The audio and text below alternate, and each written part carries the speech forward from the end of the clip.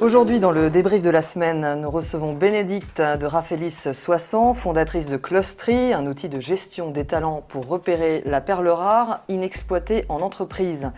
Et Fabrice Hakoun, directeur général France de la filiale Tech Mahindra, la multinationale indienne aux 200 000 employés, dont 500 en France. Il prépare justement un livre sur l'emploi. D'après les nombreuses discussions entendues dans les couloirs de l'Élysée, il va nous les raconter. Avec eux, nous aborderons aussi l'actualité de la semaine, la loi de renseignement bien sûr et les boîtes noires, la fin du Alcatel français racheté par Nokia. Nous verrons le livre de la semaine également et le dessin, petite nouveauté. Alors bonjour. Bonjour. Bonjour. Bonjour Bénédicte, bonjour Fabrice. Merci d'avoir répondu à l'invitation. C'est très courageux de votre part parce que je remplace Richard Meneveux et il m'a dit tu fais ce que tu veux avec les invités. Ça nous va très bien. Donc c'est très courageux. Bénédicte de Raffelis, un outil de matching de talents à destination des grandes entreprises de plus de 2000 salariés. Votre solution pourrait donc peut-être, j'imagine, intéresser Tech Mahindra. Et d'où vous est venue l'idée ? L'idée est venue de mon propre besoin en fait, parce qu'avant d'être entrepreneur, je faisais autre chose. Et en fait, au bout de 4 ans et demi dans mon précédent poste, j'avais envie d'évoluer. Et pour savoir ce que j'allais faire ensuite, je me suis dit qu'un bon moyen, c'était d'analyser des parcours de personnes qui avaient fait la même chose que moi, ou qui avaient une formation en commun ou des compétences en commun. Et donc, j'ai analysé à la mano, pour le coup, plus de 500 profils et j'ai identifié ce que je pouvais faire ensuite. Et je me suis dit, en fait, ce serait intéressant d'offrir ça à des grands groupes plutôt que de le faire pour soi-même ou de le faire pour des particuliers. Voilà. Alors, est-ce que cette solution, du coup, intéresse pour repérer la perle rare Alors, on en a parlé un peu avant, bien sûr. Dans les sociétés de services, la détection des talents et la détection des parcours et des parcours hors normes est un élément essentiel. Donc oui, bien sûr, ça pourrait nous intéresser à titre personnel pour le groupe et puis en tant que partenaire. Vous dirigez Mahindra France depuis 2013. Votre groupe a même, je crois, créé une école d'ingénieurs en Inde. La Mahindra École Centrale, c'est justement pour répondre à la pénurie d'ingénieurs? Alors, ce n'est pas tout à fait pour ça, c'est surtout pour changer le mindset des ingénieurs indiens. Vous avez aujourd'hui des ingénieurs qui sont principalement dans le domaine de l'analytique, des ingénieurs qui sont très techniques. Et ce qu'on souhaitait, c'est des ingénieurs qui aient un mindset plus business. Et l'école centrale, pour ça, est très bien positionnée. Donc, c'est la raison pour laquelle on a choisi ce partenariat avec Centrale Paris. Alors, il y a eu la visite officielle du Premier ministre indien récemment. Oui, dans la problématique de l'emploi, puisqu'il y a cette école de Mahindra, est-ce que vous avez délivré quelques conseils ? Alors, aux Indiens ou aux Français? Ah, aux Français, d'accord, très bien, parce que moi, ce qui m'intéresse, c'est la France, vous avez bien compris. Donc, on a délivré quelques conseils, ça fait des mois qu'on délivre des conseils, puisqu'on est intégré, en fait, le groupe Mahindra, par ma personne et celle d'Alan Mahindra, est intégré au Conseil stratégique pour l'attractivité de l'économie française, donc avec 26 autres entreprises étrangères. Et donc, on délivre depuis 1 an et demi des conseils au président qui est tout à fait, qui les écoute avec beaucoup d'attention, et certaines se sont traduites d'ailleurs, soit dans la loi Macron, soit ailleurs, par des mesures concrètes. Alors, cette semaine, c'est une semaine très spéciale pour French Web. C'est la semaine emploi. La France pense chômage, French Web pense emploi. On a publié un top 60, bientôt un top 100 des entreprises du numérique qui vont recruter en 2015. Notre top 5, c'est d'ailleurs BNP Paribas, Groupe Canal+, Blablacar, Criteo, Géolide. Qu'est-ce que vous a inspiré ce classement qu'on a publié? Moi, il ne m'a pas tellement étonnée en fait, parce qu'en premier, une banque. Quand on voit à quel point aujourd'hui les banques elles sont chamboulées dans leur modèle, avec le modèle d'agence qui ne fonctionne plus, elles doivent complètement se repenser, se restructurer. Donc c'est assez logique qu'elles cherchent justement à recruter dans le numérique. Deuxième entreprise, Canal+, qui a toujours eu des postes dans le digital. En fait, d'abord, ils ont une pluralité dans leur métier qui est assez impressionnante. Ils ont des data scientists, mais depuis 10 ans, pas seulement depuis qu'on commence à en parler. Et ensuite, troisième boîte, Blablacar, qui a une start-up avec une croissance hallucinante. Donc évidemment, c'est plutôt cohérent. Ouais. Fabrice?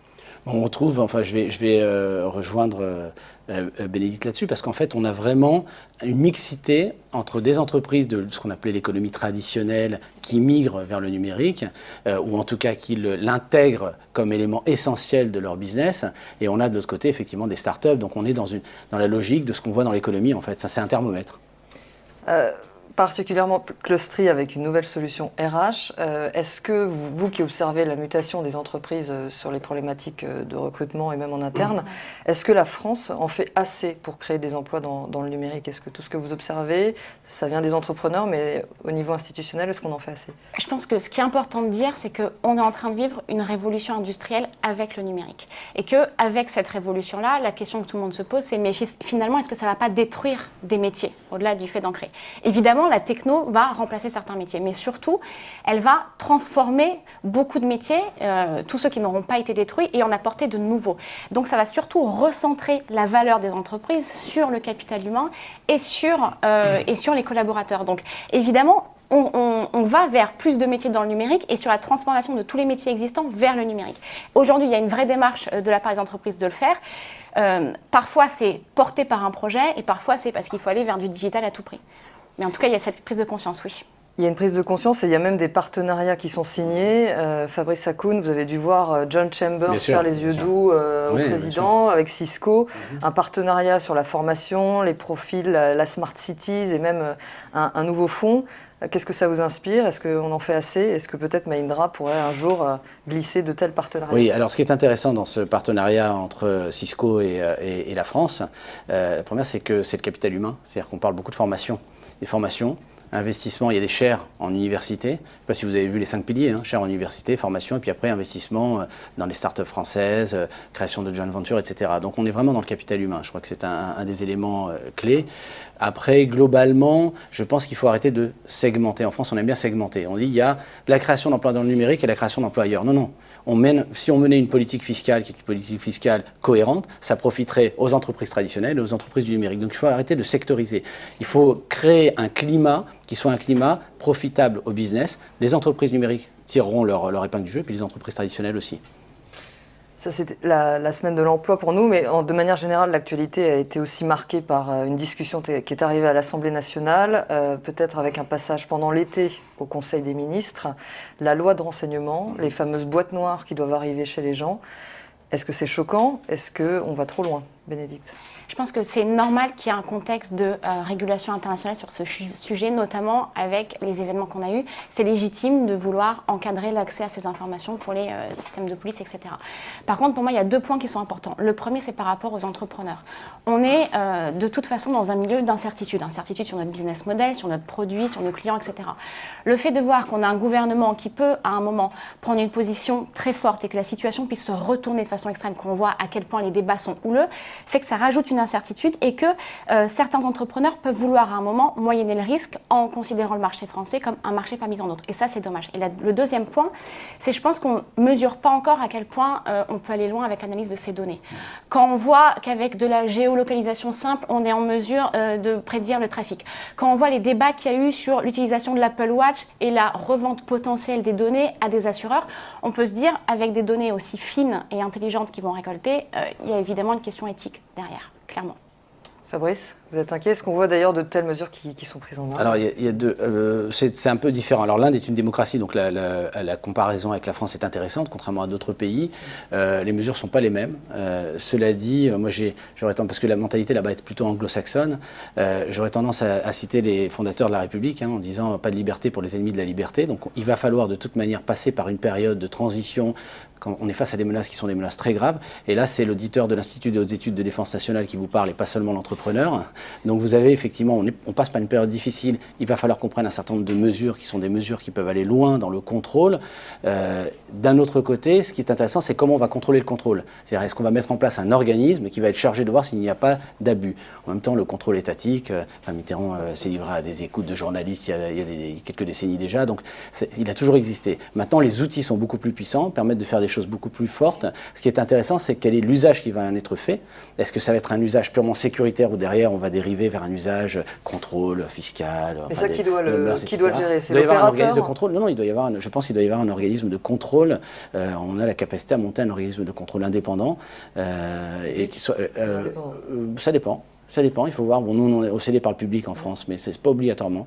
Et vous avez des tiers de confiance aujourd'hui qui ne sont pas publics et qui font très bien leur boulot. Et la deuxième actualité que je voulais vous soumettre, c'était évidemment le rachat de Alcatel par Nokia, la perte d'un fleuron français, un siège à nouveau qui va passer sous pavillon étranger. Qu'est-ce que ça vous inspire, Bénédicte ? Pour moi, la question, ce n'est pas tellement la question de la localisation des emplois. Nokia, c'était une très belle boîte il y a 10 ans. Ils ont raté le virage de l'iPhone, ils l'avaient dans les tiroirs, ils n'y ont pas cru, ils ne l'ont pas sorti, depuis ils n'ont jamais réussi à rattraper leur retard.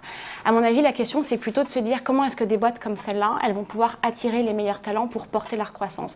Quand on doit faire face à des Blablacar, à des Criteo, à des Facebook, à des Google, qui les attirent naturellement. Donc la question c'est plutôt encore une fois le capital humain et le fait d'attirer ces talents, de les garder et de dire quel parcours est-ce qu'on leur propose et comment est-ce que derrière on va pouvoir se reconstruire pour porter une croissance. Au-delà de dire on perd un fleuron et où est-ce que sont localisés les emplois. Fabrice ? Bon, j'ai une vision un petit peu différente. En fait, je pense que là où je rejoins, c'est que le fait que ce soit racheté par Nokia, que ce soit un groupe étranger, n'est pas un souci en soi.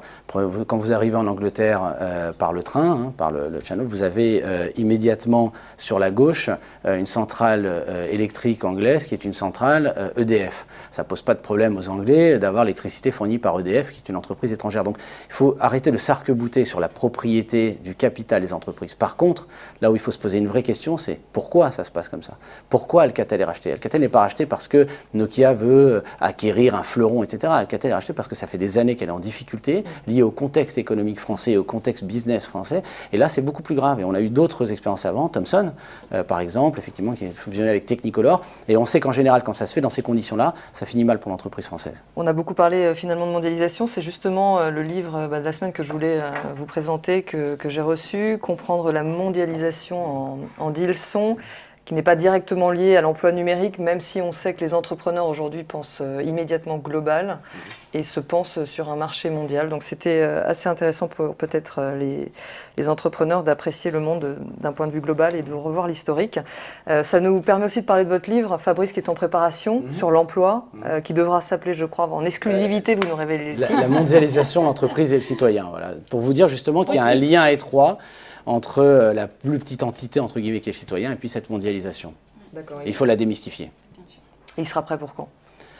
Septembre ou plus tard. Il y a un engagement qui est pris.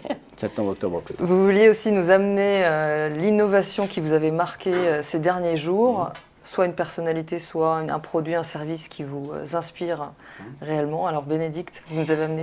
Moi, c'est pas de ces derniers jours. L'entreprise dont j'ai envie de parler, c'est Secret Media. Secret Media, c'est une techno B2B que vous connaissez bien, qui vient remettre la publicité là où les adblockers ont décidé de la cacher. J'ai envie de parler de ça d'abord parce que c'est porté par deux personnes que j'adore, que sont Frédéric Montagnon et Julien Romanetto, mais surtout parce que je pense qu'il faut arrêter de vouloir bénéficier des contenus et des services du web sans les payer. C'est-à-dire que quand vous rentrez dans un magasin, vous ne sortez pas sans payer, ou alors ça s'appelle du vol. Là, c'est pareil. Surtout quand on sait que si demain le web devenait payant, il y a moins de 20% des utilisateurs qui pourraient se payer ces services-là.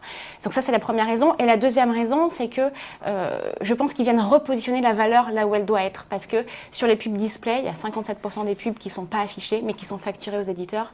Puis à un moment, il faut aussi repositionner la valeur là où elle doit être, en fait. Une innovation business, et vous pourrez donc aller voir aussi la réponse de Kai Reke d'Adblock Plus sur le site de French Web, qui était venu au French Web Day Media. Avec grand plaisir. Et qui vous répond d'ailleurs. Fabrice, votre innovation? Alors moi, c'est une désinnovation. Ouais. Donc c'est en fait Spartoo qui se met à monter des boutiques un peu partout en France. Et j'ai trouvé ça très intéressant parce que ça prouve que c'est cyclique et que finalement, de temps en temps, on nous rappelle que les règles du commerce traditionnel sont toujours là. Les règles du business traditionnel sont toujours là. Moi, j'ai vécu en 2001, je vais faire vieux ancien combattant, je suis désolé, mais l'éclatement de la bulle Internet. J'étais patron d'une agence web à l'époque. Et à cette époque-là déjà, on se rappelait effectivement qu'il y avait des règles business qui étaient des règles intangibles, qui sont multiséculaires. Et on les retrouve là. Voilà, il faut des boutiques en propre. Il faut effectivement, c'est bien de vendre sur le web, mais à un moment donné, il faut toucher, il faut essayer, etc. Donc j'ai trouvé ça intéressant, point de vue du modèle. Et on termine le débrief avec une innovation, on espère mettre la créativité au premier rang, avec le dessin de la semaine. Merci à Guillaume qui nous a envoyé donc un dessin sur le thème de l'emploi et l'innovation avec une Apple Watch surmontée d'un magnifique Minitel français. Ce dessin qu'on voit à l'écran, Bénédicte, ça vous inspire quoi? Je ne suis pas du tout d'accord avec cette vision. Je pense qu'au contraire, en France, on a énormément de personnes qui innovent, qu'on ne cherche pas à reproduire des modèles, mais qu'on a notre innovation propre. C'est de dire là, on cherche à repositionner des choses qui sont un peu archaïques. Que ce qui nous manque, évidemment, c'est plutôt le fait de dire, on en parlait tout à l'heure, d'avoir une vision et de prendre des risques. Et que peut-être parfois, voilà, il faut essayer d'aller plus loin. Mais le fait de dire, on pousse des produits qui sont archaïques et finalement, ce qui émerge, ça émerge pas en France, je pense que c'est plutôt faux. Fabrice, le dessin. Je partage, je m'inscris en faux avec ce dessin pour une raison simple. D'abord parce qu'on a des gens en France qui sont très créatifs, qu'on s'arrache à peu près dans le monde entier. La deuxième raison, c'est que, je ne sais pas si vous savez, mais Free vient du Minitel à l'origine. Hein. L'origine de Free, qui est aujourd'hui une plus grande réussite française, c'est le Minitel à l'origine, pour Xavier Niel. Et la même chose pour seloger.com. Donc je pense qu'au contraire, on est très créatif. Et il ne faut pas confondre l'archaïsme d'une partie du pouvoir politique avec effectivement la société française qui, elle, est très, très créative. Sinon, on ne serait pas encore la 5e puissance mondiale, je peux vous garantir. Ce sera le mot de la fin. Merci à vous deux d'être venus au débrief. Et, Merci à vous. On va terminer avec les coupes de champagne qui sont, avec plaisir. Qui sont au-dessus. Merci. Merci. Merci. C'est pas tout à fait l'heure, mais... Si, c'est l'heure, c'est pas vrai. Avec les bikers boivent à toute heure. Hein.